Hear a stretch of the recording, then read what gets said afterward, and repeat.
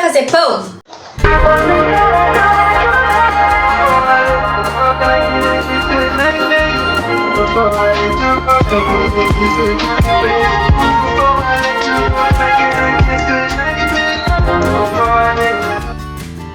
Bom, gente, pega aí teu bol, tua bacia, como tu preferir chamar. Eu peguei aqui meu bol da minha batedeira e adiciona 2 copos de água morna, tá? Tem que ser água morna, porque se for quente, mata o teu fermento. Água ali em temperatura de banho de bebê, que é sucesso. Adiciona teus 2 copos de água, coloca também meio copo de açúcar refinado. Logo em seguida vamos precisar de um pacotinho ou 10 gramas de fermento biológico, né? Que é o fermento que utilizamos para pães e pizzas. Uma colher de sal, uma colher de sopa, tá? De sal de cozinha mesmo. E também 1/4 de copo de óleo vegetal. Qualquer óleo vegetal, pode ser óleo de soja, pode ser óleo de coco, pode ser azeite de oliva, pode ser óleo de girassol, pode ser o óleo da tua preferência, tá? Pode ser banha de porco também, manteiga, margarina. Somente adiciona aí uma gordura para que o nosso pão venha dar tudo certinho, ficar gostoso, fofinho, do jeito que a gente gosta, tá?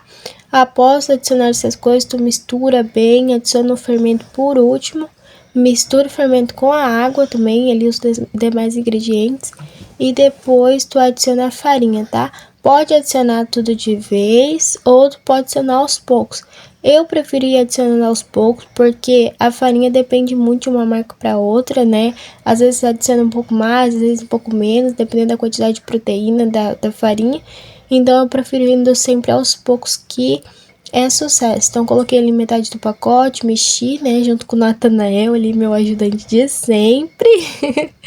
Mexi, vi que precisava mais, fui colocando mais e vocês vão acompanhando aí o processo, tá?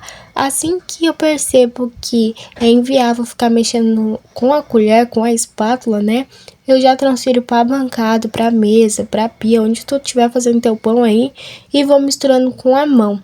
Eu confesso para vocês que eu não misturo tanto com a mão, porque essa receita é uma receita de mãe, gente. Tô aqui compartilhando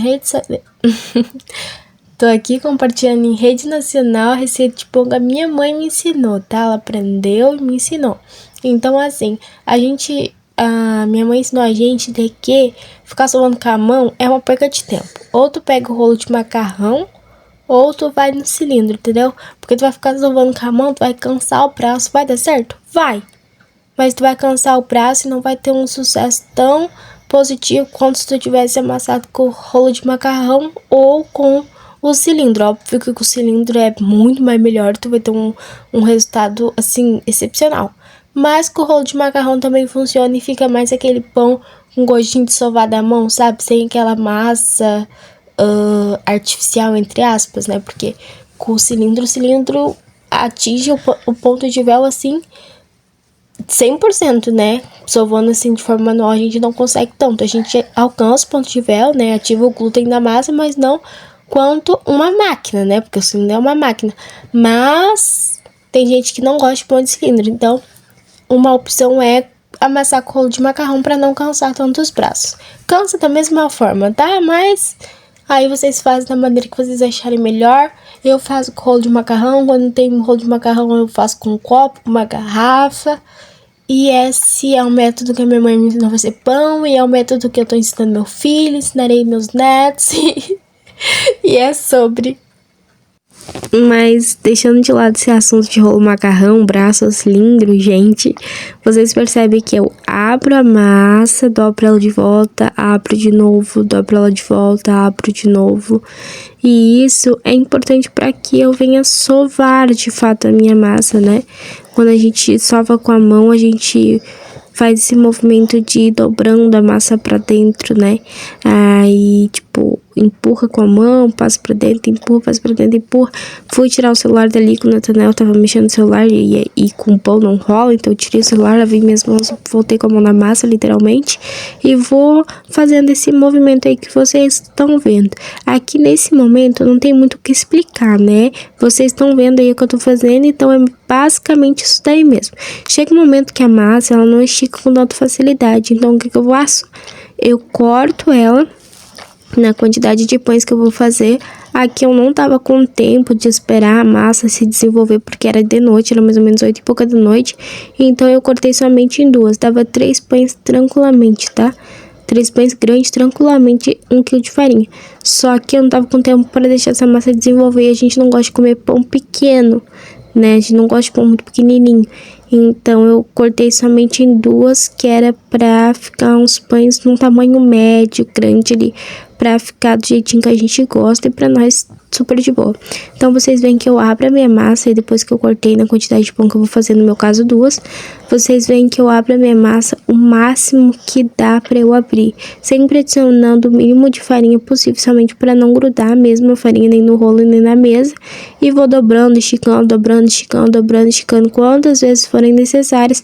Repita esse processo o máximo de vezes que eu tiver disponível fazer, quanto mais melhor, quanto mais eu sovar a minha massa, melhor vai ficar, porque mais eu vou desenvolver o glúten, e quanto mais o glúten tiver desenvolvido, melhor tem o desenvolvimento da massa. Gente, o fermento é importante, tá? Para crescer a massa, mas vocês ativarem o glúten da massa também é de suma importância, é um conjunto, né? O glúten com o fermento é um conjunto, então não adianta tu usar o fermento de excelente qualidade e não ativar o glúten da massa, assim como não adianta tu ativar o glúten da farinha e usar um fermento de péssima qualidade, é um conjunto. Então, tipo assim, trabalha com os dois que é sucesso. Depois de terminar de sovar minha massa, eu venho ajeitando meu pão ali, enrolando do jeitinho que eu preferi.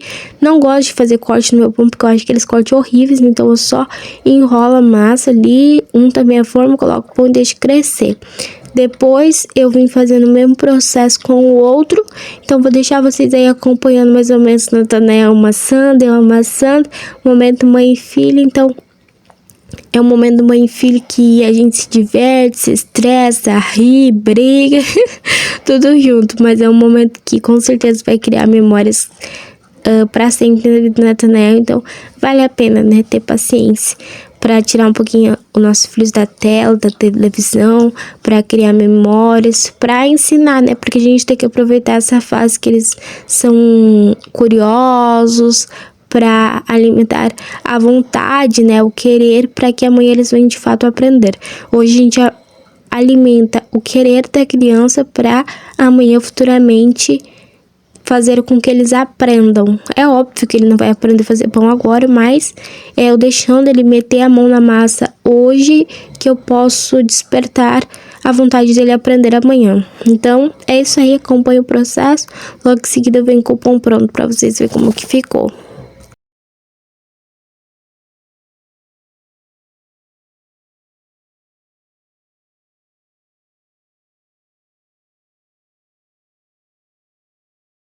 Então, gente, acabei de desligar o fone, os pães ficaram assim, extremamente fofinhos.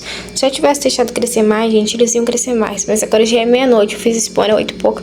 Deixei crescer pouco, errei, fui moleque, mas tá maravilhoso assim pra gente. Tá gostoso, tá fofinho, tá docinho do jeito que a gente gosta, bem douradinho, é isso que importa. E aí, pra o pão ficar assim, douradinho e reluzente, eu passo uma gema de ovo em cima, né? Passo gema de ovo, não uma inteira em cada pão. Pego uma gema de ovo, bato e passo com o pincel em cima e fica esse douradinho perfeito. E lembrando que para pão a gente não usa dourador, tá? A gente só usa o grill pra assar carne mesmo. O dourador a gente não usa pra pão, pra bolo, pra nada. Então não liga esse dourador, pelo amor de Deus.